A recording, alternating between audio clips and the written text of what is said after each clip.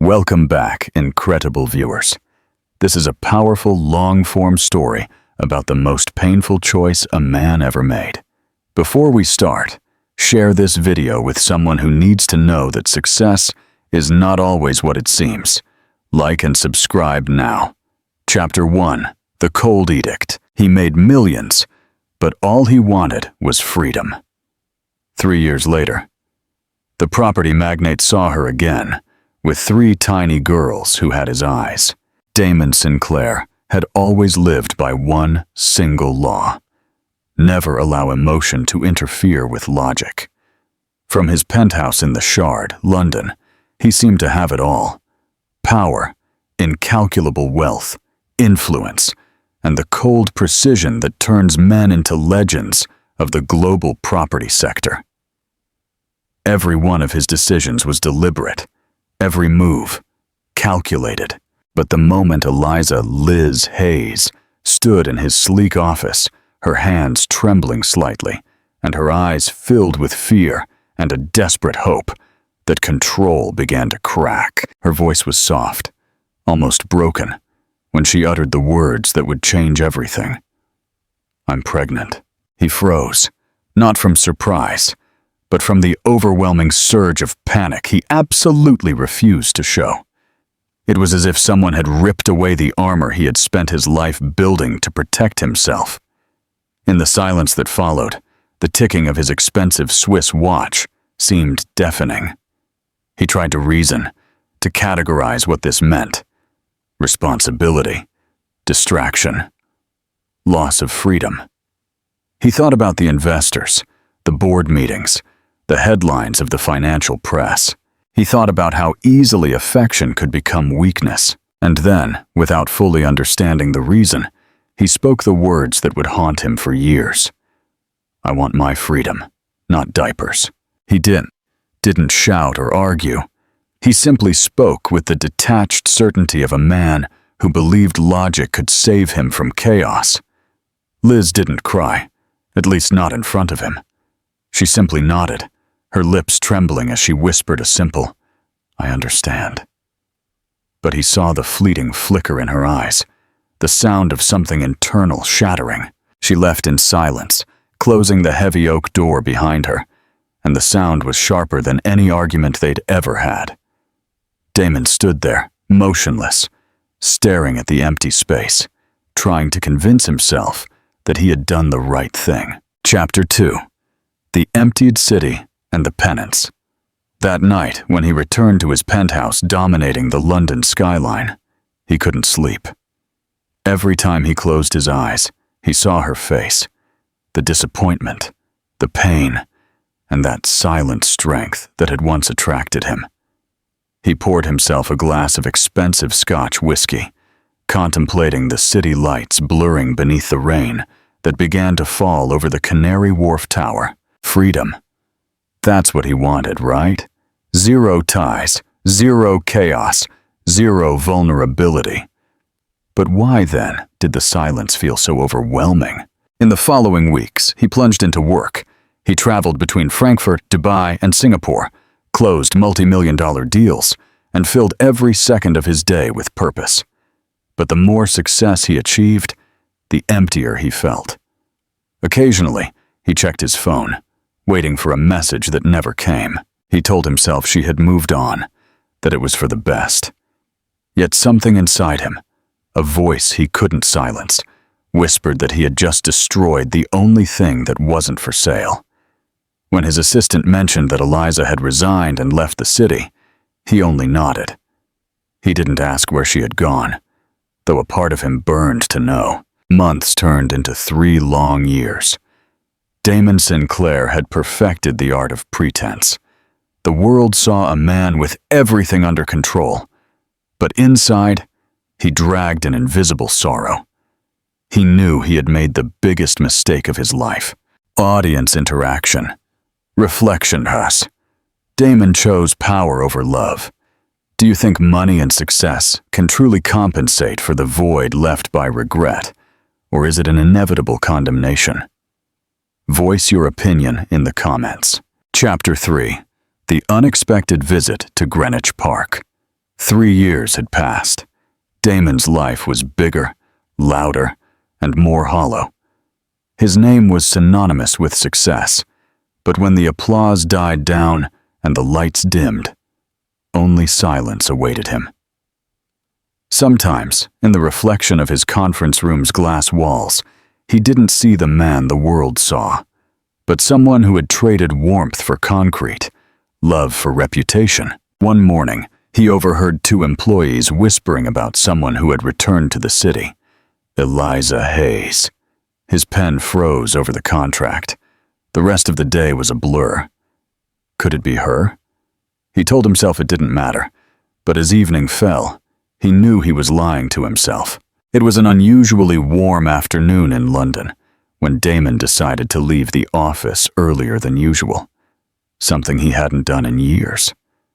He asked his chauffeur to stop near Greenwich Park, a place he hadn't visited since his youth. As he walked along the path, the scent of blooming flowers mingled with the distant sound of laughter. An explosion of children's laughter caught his attention. He looked toward the fountain area where the sunlight danced on the grass, and then he saw them, 3 small girls, identical in every way, with bouncing brown curls, bright eyes the color of warm toffee, and their tiny hands clasped as they ran. Their joy was unrestrained. Damon felt something constrict in his chest, and just behind them, he saw her. Eliza. She was sitting on a wooden bench under the shade of a large oak tree, with a calm posture and a steady gaze as she watched the girls with a faint smile. Time had made her stronger, more grounded than he remembered. The sight of her hit him like a physical blow. He gasped for breath. The world seemed to fade. Chapter 4. The Blue Eyes of Destiny. Then one of the girls turned, her laughter fading into curiosity. When their eyes met, Damon's heart stopped. Her eyes, blue, incredibly familiar, were his. A wave of disbelief and realization crashed over him. The other 2 girls also turned, blinking up at him with the same mix of innocence and a recognition that churned his stomach. He couldn't breathe. Eliza noticed his stare. She looked up slowly, her expression freezing when she saw him. For a second, neither moved. The noise of the park vanished, leaving only the heavy silence of everything left unsaid. Damon took a few cautious steps, his heart pounding painfully. He wanted to say her name, but it was caught in his throat. She neither smiled nor frowned. She just watched him, wary, as if seeing a ghost. Finally, he managed a forced whisper. "Liz." She parted her lips, and for a moment, he saw a flash of emotion behind her calm. He looked back at the girls, and the question burst out like a storm. They. He couldn't finish the sentence. She met his gaze, her jaw tightening slightly before she nodded, almost imperceptibly. "Ours." The word shattered him. It was silent, fragile, but it landed with the weight of 1,000 regrets. His legs felt weak. He sank onto the bench next to her, though she shifted slightly away, maintaining a distance. "Why didn't you tell me?" he asked. His voice ruffled. Eliza exhaled slowly. "You made it very clear you didn't want to be a part of this, Damon. I respected that."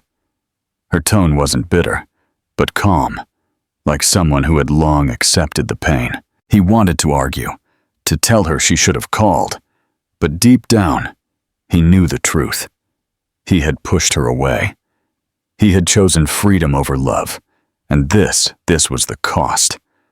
For the first time in his life, he didn't know what to say, what to do, or how to fix anything. Chapter 5. Sophia, Emily, and Clara. The burden of truth. They sat in a small cafe near the park. The clinking of cups and the soft murmur of conversations faded as Damon tried to steady his breathing. He couldn't stop looking through the window, where the 3 girls were coloring. Each laugh was a blade of guilt driving deeper. He had missed their first words, their first steps, their birthdays. "You should have told me," Damon insisted. his voice harsh. Eliza met his gaze. "And what would you have done, Damon? You made it perfectly clear what you wanted then." He recalled his exact words. "I want my freedom, not diapers." They sounded crueler now than ever. "I was wrong," he admitted quietly. "I thought I was doing the right thing. I thought—" He trailed off. "It wasn't easy," Eliza said, her voice soft but firm. "I had to move, find a new job, take care of 3 babies alone. There were nights I didn't know how I was going to keep going. But then I looked at them, and somehow I found the strength. They are my whole world." He wanted to reach across the table, take her hand, apologize in a way that truly meant something. But he didn't. He didn't know if he had the right to touch her. "I don't even know their names," he mumbled. Eliza looked him straight in the eye and replied, "Sophia, Emily, and Clara." Hearing their names made something clutch in his chest. He repeated the names softly, as if trying to etch them into his memory. "I want to know them," he said suddenly. "If you'll let me. I won't push. I just want to be there, even a little."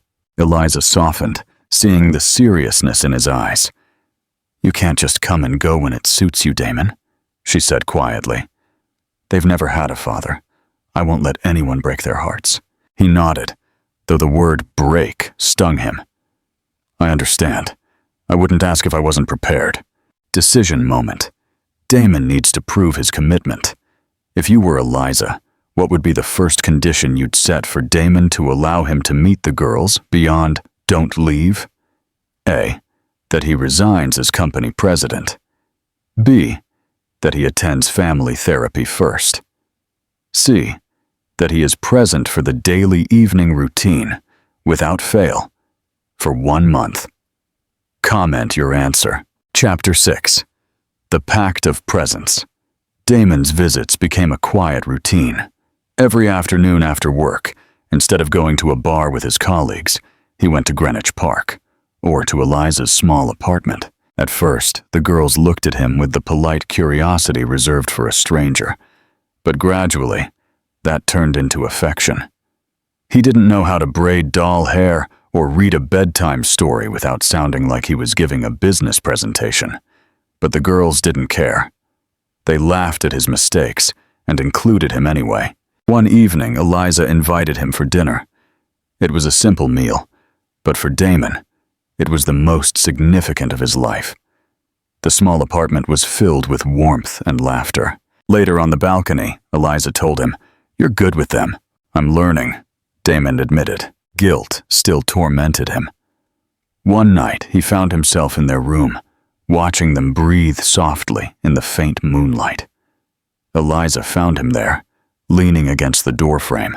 "Sometimes they dream of you," she said quietly.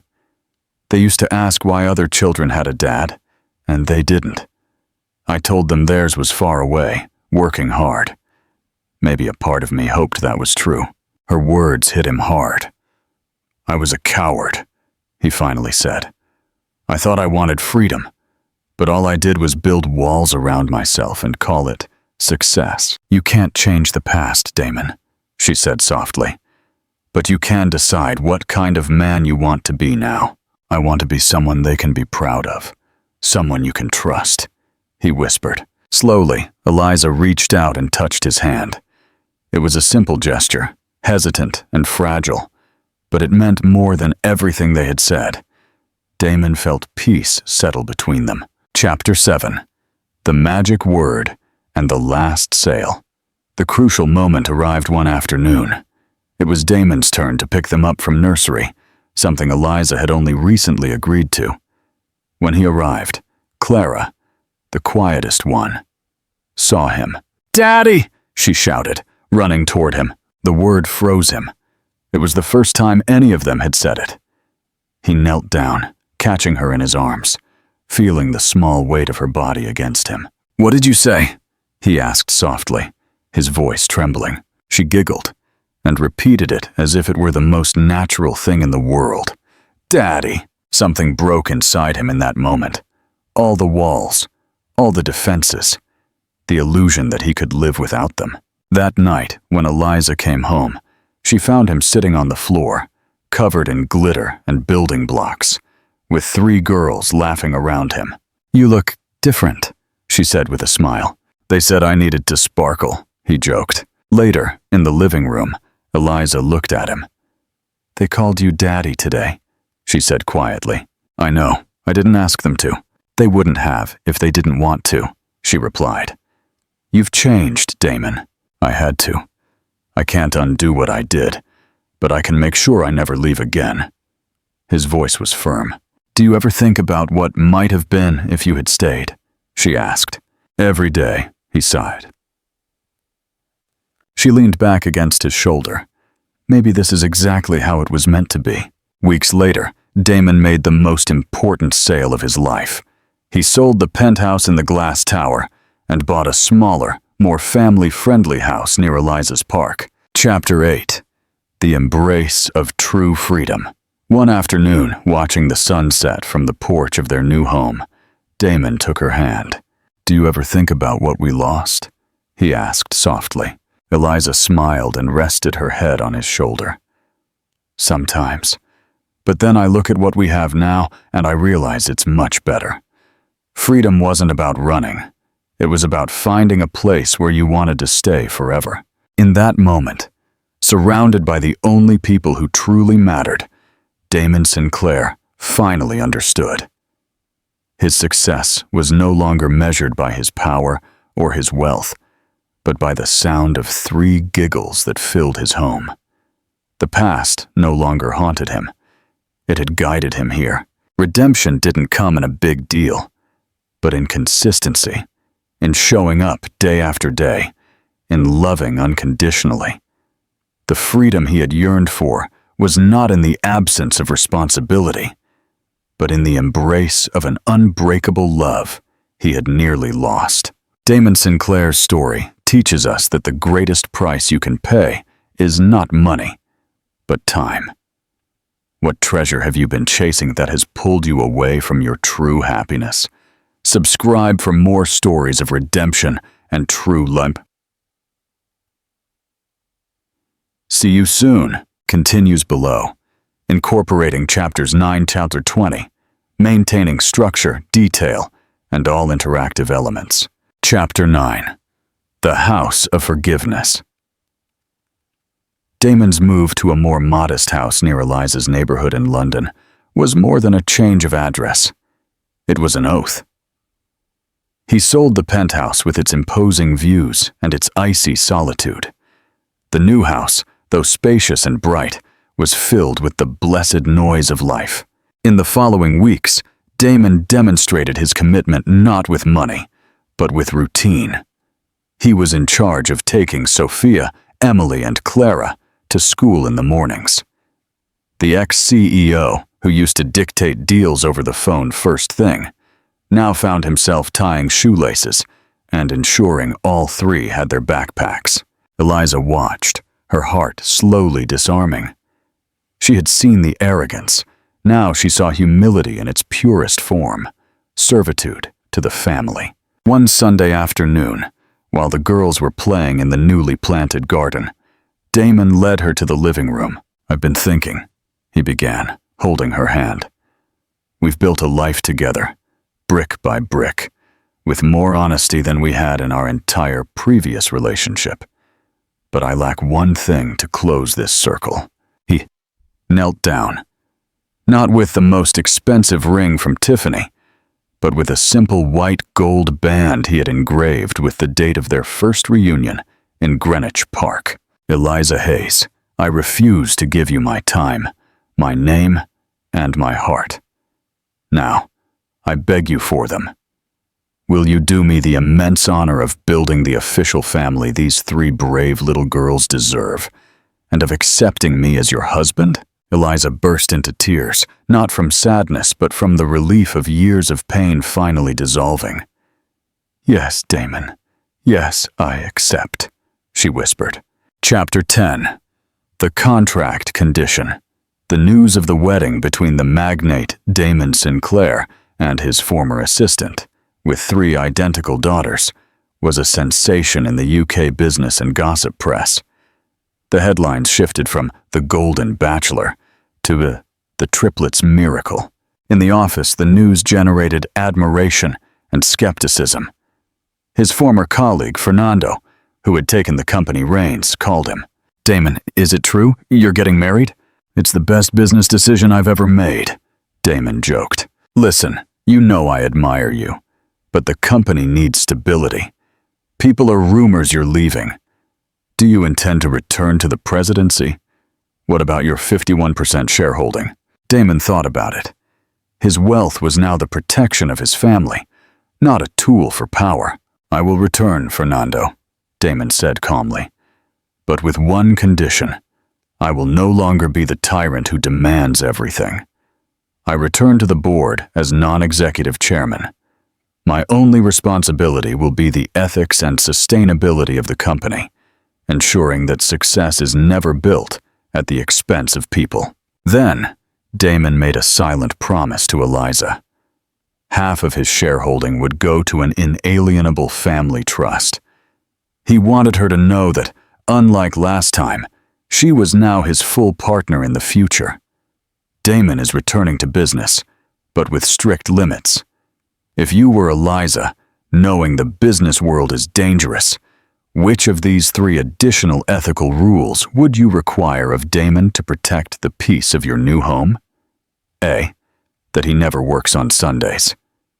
B. That he only takes business trips of a maximum of 48 hours. C. That family dinner starts at 8 p.m. without exception. Comment the most important rule. Chapter 11. The Triplets' Honeymoon. The wedding was simple yet elegant, held at a beautiful country estate in the Cotswolds. The girls, dressed as identical bridesmaids, were radiant. The honeymoon was the final test of Damon's transformation. Instead of the Maldives or the French Riviera, Eliza chose a family vacation in a rented rural cottage in the green Scottish Highlands, a place without reliable phone signal. For 7 days, Damon Sinclair, the man who once had his assistant on call 24/7, found himself fishing for trout with Sophia, hiking with Emily, and learning the names of flowers and birds, reading Scottish mythology stories to Clara until she fell asleep, cooking and burning. Haggis with Eliza in a small kitchen. There were no emails, no conference calls, no reports, just presence. For the first time in his life, Damon felt completely present. One night, watching the stars from the balcony, Eliza snuggled against him. "3 years ago you chose freedom in a cold penthouse," she whispered. "Now your freedom is here, with us, where there's no internet connection." Damon hugged her, the scent of pine and fresh air filling his senses. "This is the only freedom that matters, Liz.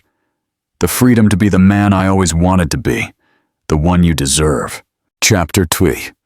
The Legacy of the Choice. Life in London settled into a sweet normality. Damon kept his promise. Although he remained a powerful man on the board, he became an example of how success could be achieved without sacrificing personal life. In a later interview, a journalist asked him about the most important moment of his career. Damon didn't talk about the property crisis or mergers. "The most important moment," Damon said, looking directly into the camera with his clear eyes, "was when I had to choose between abstract freedom and 3 pairs of blue eyes. My career began when I said, 'I want freedom, not diapers.' But my real life began when I came back and chose the responsibility of that love." The true measure of a businessman, he concluded, is not the size of his empire, but the solidity of the home he builds and maintains. The story of Damon and Eliza became a testament that second chances are possible, but only when regret transforms into unbreakable action. Love did not come freely to them. They had to pay for it with years of patience, humility, and a total commitment to presence. We've concluded the beautiful saga of Damon and Eliza. What did this story teach you about the true meaning of freedom? If it inspired you, hit the bell icon, and don't miss our next saga of love and destiny. Thanks for your incredible enthusiasm. Chapter 13. The triplets take flight. 20 years after the reconciliation in Greenwich Park, Damon and Eliza were celebrating their 20th wedding anniversary. Sophia, Emily, and Clara were young women, ready to leave the nest, and their personalities perfectly reflected the lessons learned by their parents. Sophia, the most methodical and rational, studied commercial law and joined Sinclair Group. She inherited her father's knack for logic, but always combined it with her mother's ethics. Emily, the most social and empathetic, studied child psychology and opened a clinic in Manchester. She embodied healing and unconditional presence. Clara, the most creative and adventurous, dedicated herself to documentary photography, traveling the world to tell stories of vulnerability and resilience. She understood freedom in a way her father never could.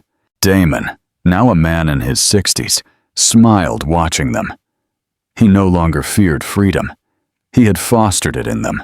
However, fate had one last test reserved for Sophia, the corporate heir. Chapter 14. Sophia's trial by fire. Sophia, in her role on the board, discovered that one of the company's oldest and most trusted partners was engaging in unethical practices that could damage the company's reputation and finances, directly contradicting the sustainability and ethics principles Damon had established. Sophia's dilemma was terrible. Exposing the partner meant unleashing a media scandal that could rock the company and potentially the family trust. Remaining silent meant betraying the legacy of honesty her parents had fought for. She called her father, Damon, who was traveling with Eliza in the Canadian Rockies. "Dad," Sophia said, her voice trembling with tension. "I'm in your position from 20 years ago. I can secure stability and money with a lie, or I can honor your word with the truth and risk everything." Damon was silent on the other end of the line, looking at the vast mountains.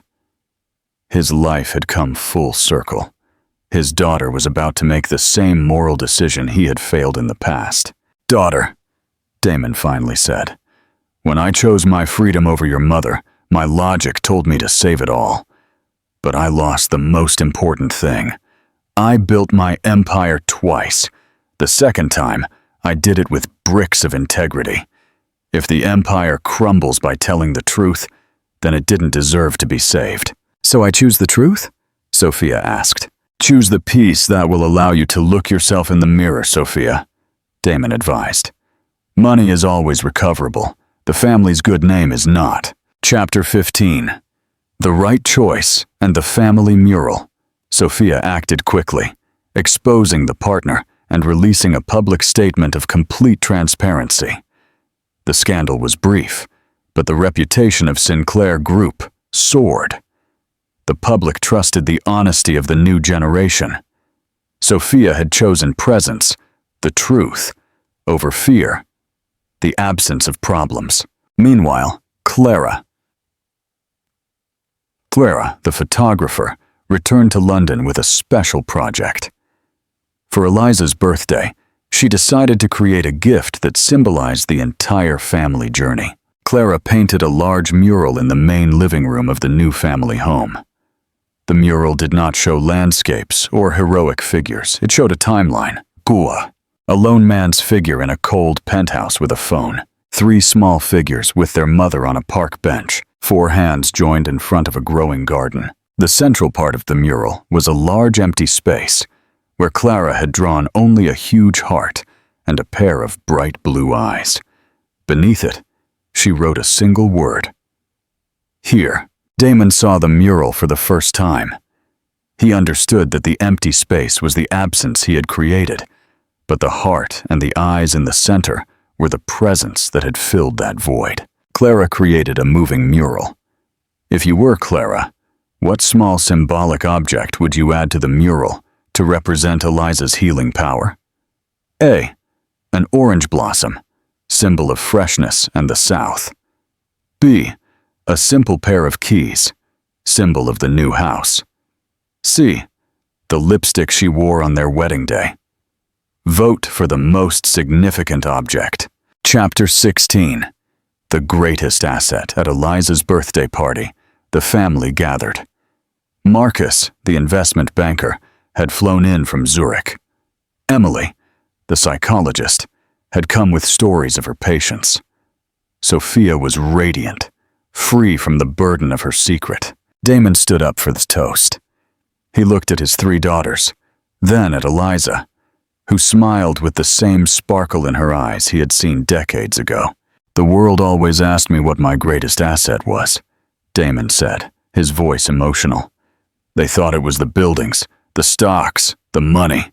He paused, looking at Eliza. "My greatest asset has always been the patience and strength of a woman who taught me that true freedom is not measured by what you leave behind, but by what you are willing to keep." He embraced Eliza, and then his daughters. Sophia gave him a small gift, a framed replica of Clara's drawing of the 3 girls playing in the park. The Sinclair Hayes family was no longer just a story of redemption. It was a model of life, a testament that no matter how high you build your walls of success, they must always fall to the healing force of presence and unconditional love. Chapter 17. The distance of success. 5 years after the ethical scandal, life had stabilized. Damon and Eliza were enjoying being grandparents, and their 3 daughters had consolidated their careers. However, fate, in its whim, decided to present an unexpected test. Clara, the photographer, won a prestigious fellowship to document the climate crisis in Antarctica. It was a once-in-a-lifetime opportunity, but it involved a 6-month absence and extremely limited communication. For the family, accustomed to unconditional presence, the news was an emotional blow. Eliza felt a chill, remembering the solitude of absence. Damon felt the pang of old guilt. Had he instilled in his daughters a desire for freedom so great that it would take them away from the family? Sophia and Emily, the more practical sisters, were concerned about security. Clara, however, looked at her father. "Dad, I'm not leaving to run away from responsibility," Clara told him. "I'm leaving for the same reason you came back, to be honest with myself and my vocation. If my art can do good, I have to be here, even if here is the end of the world." Chapter 18. The Presence Fund. Clara's departure didn't feel like an escape, but an act of courage. But Damon and Eliza knew that physical distance could erode connection. Damon, using his business skills for good, devised a solution: the Presence Fund.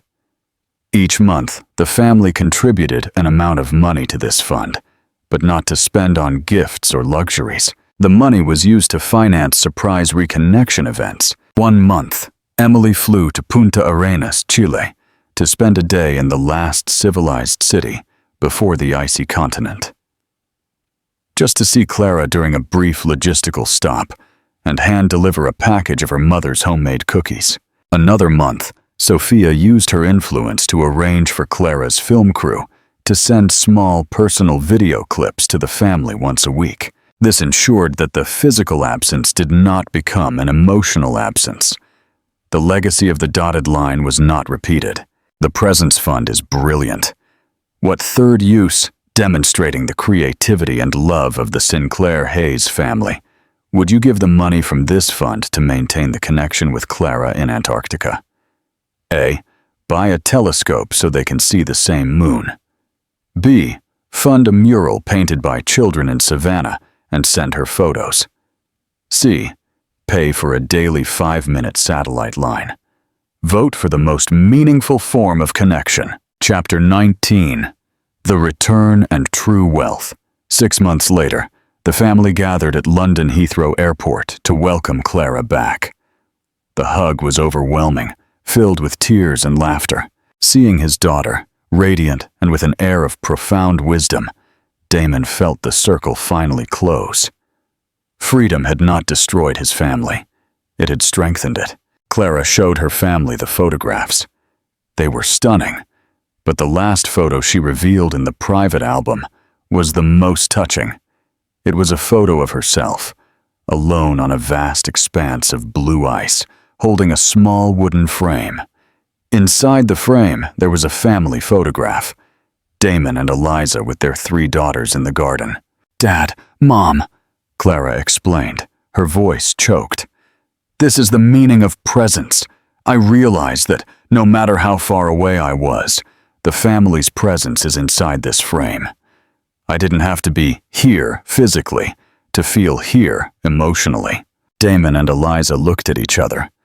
They had transformed the wound of the past into a lesson that transcended distance. Chapter 20. A toast to consistency. That evening, at a dinner to celebrate the return, Damon made a final toast. 25 years ago, I thought life was a sum of tangible assets. I was wrong, he said, raising his glass to Eliza and his 3 daughters. Today, I know that the most valuable asset is consistency. The consistency of a marriage rebuilt, the consistency of a father who shows up every day, and the consistency of daughters who honor their values above profit. I toast, Damon concluded, his voice firm, to consistency, the true currency of freedom. Cheers. The family clinked their glasses, the sound echoing like the commitment that was finally unbreakable. This has been the definitive conclusion of the Damon Sinclair saga. What is the final message this incredible story leaves you with? Share your reflection and your vote, and make sure that subscribe button is red. Thanks for this unforgettable journey. The final boardroom battle. Though the legacy was cemented by love, the business world still required protection. 5 years after Clara's trip to Antarctica, Damon, now 70, decided to fully transition the chairman position of the Sinclair Group to Sophia. This was the final step to ensure the philosophy of sustainable success based on presence and ethics would live on. However, Damon's final board meeting was a fierce battle. A group of major shareholders, represented by former colleague Fernando, who still harbored nostalgia for Damon's ruthless era, proposed a massive merger to quickly boost profits, which would require significant staff cuts and the cancellation of several sustainable community development projects. Fernando argued, his voice laced with challenge. Damon, you built this legacy on cold logic. Now, your daughter wants to run it on emotion. We need to remember what this company's true nature is. Profit, not art therapy or penguin photography. Sophia stood up, calm but resolute. She refused to repeat her father's initial mistake. Damon watched Sophia, remembering the moment he let the phone ring years ago. He knew Sophia had to prove this legacy on her own terms. Audience interaction. Sophia's test. If you were Sophia, before refuting Fernando's proposal, which family achievement would you use as evidence to show that the legacy of presence is more valuable than instant profit? A. The company's steady growth after her father's change. B. The story of the Presence Fund and maintaining family connection. C. Data on high employee and community satisfaction. Comment your choice. Chapter 22. Sophia's Blueprint for Success. Sophia did not flinch. She started by projecting a slide onto the screen. It wasn't a growth chart, but a photo of their family, the one from Antarctica. Mr. Fernando, she began, her voice echoing through the boardroom. You say we need to remember this company's true nature. That nature is not cold logic, it is sustainability. My father was wrong to think he could build greatness from emptiness. He paid for that with 3 years of his life. Sophia presented an entirely new financial blueprint. Asset conversion. Selling off old, non-performing assets and investing 30% into the community fund, Emily's program, and the creative fund, Clara's program, turning them into profitable CSR, corporate social responsibility branches. Ethics over profit. Introducing a clause that no project could be approved unless it scored 8/10 on employee satisfaction and community impact. The proof. She showed data proving that high employee satisfaction and low turnover rates saved the company hundreds of millions of pounds over the past decade. This is sustainable profit, she concluded.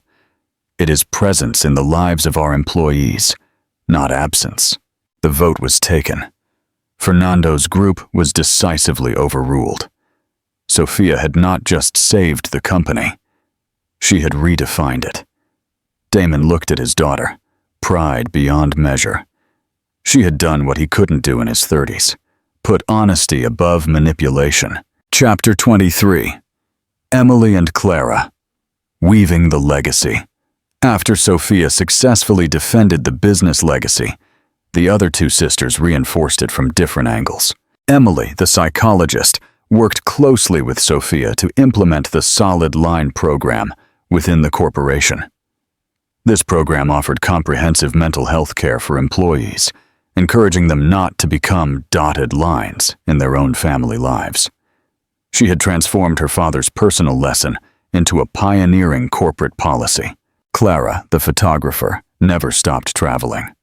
But now, every time she returned home, she brought with her a project sponsored by the Sinclair Group, the Presence Project, a documentary series exploring how families around the world balance ambition and presence.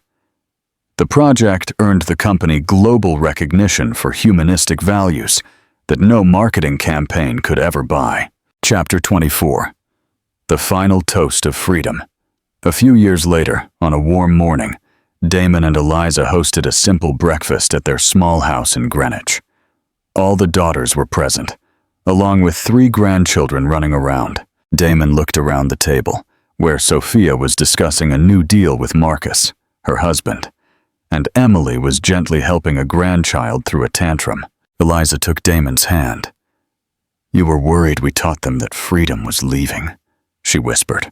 Damon smiled, a warm, uncold smile. "I was wrong, Liz. They taught me the final lesson. Freedom isn't the ability to walk away. It's the strength to do the right thing, regardless of the distance or the cost." He picked up his glass.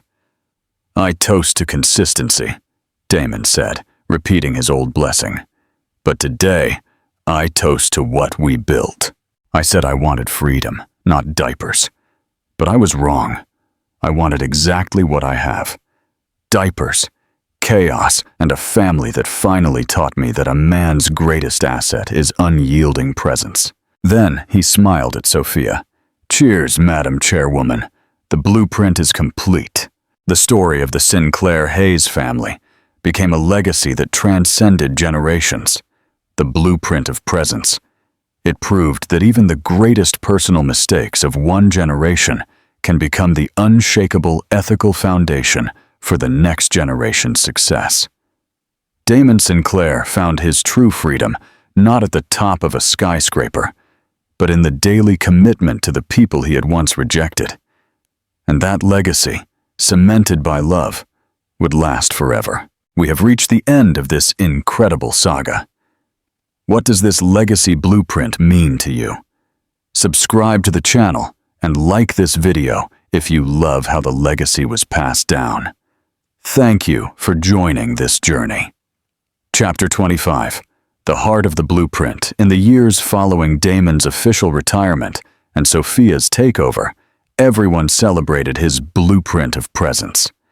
Yet Damon and his daughters all knew that the true architect of that legacy was not the brilliant former CEO, but Eliza Liz Hayes, the woman who laid the first bricks with her patience and compassion. Eliza never attended board meetings, never featured on magazine covers, but she was the family's lighthouse keeper. One evening, as Damon watched TV, a news clip showed Sophia speaking at a business conference. She ended her speech with the line, "Our success was not built by a brilliant CEO, but by a mother who refused to let her heart turn to ice." Damon turned to look at his wife, who was calmly knitting a scarf for their newest grandchild. "You know, Liz," Damon said, his voice full of emotion, Everyone calls me a hero for coming back, but you were the hero for never leaving. You held that place for me." Eliza smiled without looking up. "I didn't hold the place for you, Damon," she said gently. "I held the place for our 3 little girls, and I held the belief that the man I loved was only lost, not completely gone." Chapter 20 is the wisdom of the quiet architect. Eliza's role was not to give business advice, but to ensure emotional balance as her daughters faced new challenges. Sophia, the CEO, called her mother when she felt overwhelmed by the pressure of running the company. Emily, the psychologist, called her mother when she was exhausted from carrying her patients' emotional burdens.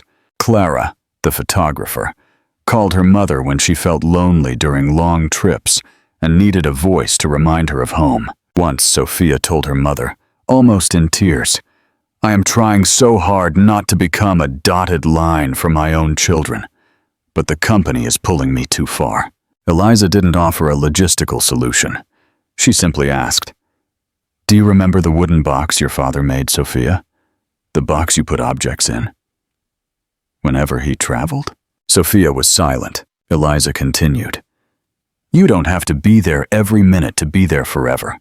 Remember, presence is not a quantity, it is a quality. Put your heart in the box. That's how I survived." Emotional strength. Liz's advice about quality over quantity became the family's golden rule. In your opinion, which of the following is the best example of the quality of presence Eliza taught her daughters? A. Always sending a goodnight text every evening. B. Completely putting the phone down during family meals. C. Pausing everything to truly listen without interrupting. Comment the best choice. Chapter 20's The Blue Eyes Legacy continues. The pinnacle of Eliza's role came when she witnessed her legacy being passed down. On the birthday of her eldest granddaughter, Elizabeth the little girl began to cry because her parents, Sophia and Marcus, had to leave for an urgent business trip. Instead of consoling her with a toy, Eliza did what she had done for her own daughters. She pulled the girl close, opened the small heirloom chest, passed down from Damon's time, and placed a small maple leaf the girl loved inside. "Grandma learned this from your father," Eliza told Elizabeth. "This is the presents box. Mommy and Daddy have to go, but we're going to put a piece of your heart in here, and they will take a piece of theirs. Presence is always a promise, not a distance." A few hours later, Sophia called for a final goodbye. Eliza handed the phone to her granddaughter. "Daddy," Elizabeth said, her voice small, "I know you have to go, but I put the maple leaf in the box. Don't forget to bring your heart back." Sophia was silent on the other end. Her mother's lesson had become her daughter's instinct, and now it was being passed down to the 3rd generation. Chapter 28. The Enduring Freedom. A few years later, Damon and Eliza finally sold the house in Greenwich. Not because they wanted to run away, but because they wanted to travel, living closer to their daughters and grandchildren. They bought a small sailboat. As they pulled away from the dock, Damon looked at Eliza, who was smiling radiantly, her silver hair blowing in the wind. "See, Liz," Damon said, wrapping his arm around her. "We finally found true freedom. No contracts, no schedule, just you and me, and the unbreakable connection to the family on shore." Eliza rested her head on his shoulder. "True freedom, Damon," she whispered. "It is the peace of knowing that wherever you go, you will always come home." Eliza Hayes Sinclair never became a CEO, but she was the custodian of quiet strength, the emotional foundation, the one who turned regret into steadfastness. She taught the entire family that true presence is not about staying, proximity, but about commitment in the heart. Her greatest legacy was the assurance that no success is worth having if it costs the family's heart. The story of Eliza and Damon is complete. What lesson about Liz's quiet strength will you take with you? like and subscribe. If you believe that the one behind the success is always the one who holds the heart. Thank you for creating this masterpiece with me.